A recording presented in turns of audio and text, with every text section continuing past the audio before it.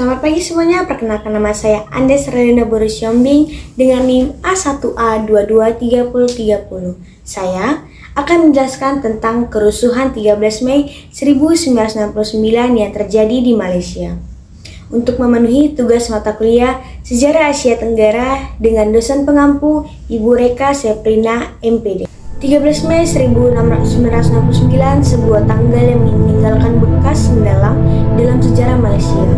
Hari yang berubah dari damai menjadi pekat oleh asap, api, dan cerita.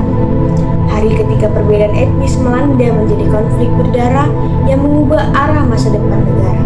Untuk memahami tragedi ini, kita harus melihat kembali kondisi Malaysia pasca kemerdekaan. Negara muda ini dihuni masyarakat multi etnis seperti Melayu, Tionghoa, dan India. Namun, ketimpangan di bidang ekonomi terlihat jelas. Orang Melayu banyak tinggal di desa dan relatif miskin, sementara banyak warga Tionghoa menghuni sektor perdagangan di kota. Kesenjangan ini semakin terasa menjelang pemilu 1969 ketika isu radial digunakan dalam politik dan kampanye. Ketegangan meningkat dan Malaysia berada di tepi ledakan sosial. Pada tanggal 10 Mei 1969, hasil pemilu diumumkan. Partai Perikatan mengalami kemunduran besar di wilayah kota.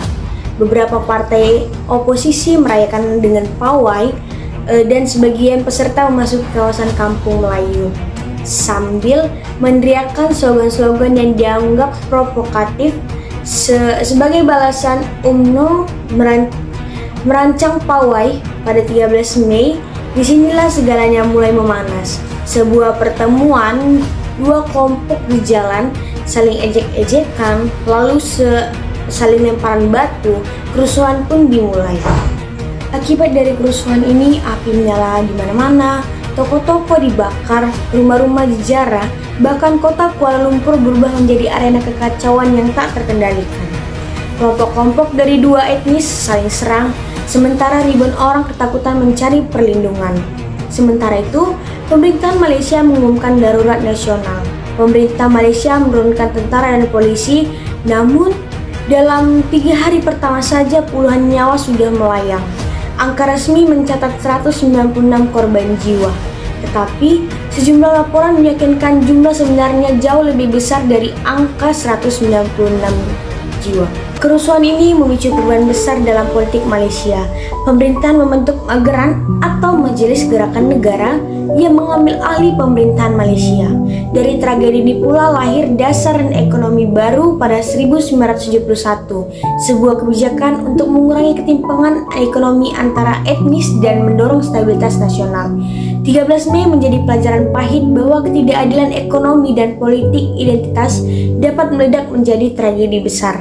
Kesimpulan dari materi kerusuhan 13 Mei 1969 bukan hanya tentang konflik, tetapi tentang kegagalan memahami dan merawat keberagaman. Peristiwa ini mengingatkan bahwa harmonisasi etnis bukanlah suatu hal yang otomatis, melainkan sesuatu yang harus terus dijaga, dibangun melalui keadilan sosial dan kebijaksanaan bersama. Sejarah tidak untuk dilupakan, tetapi untuk dipelajari agar tidak pernah terulang kembali. Sekian materi yang dapat saya jelaskan. Kurang dan lebih saya mohon maaf. Saya akhiri. Selamat pagi.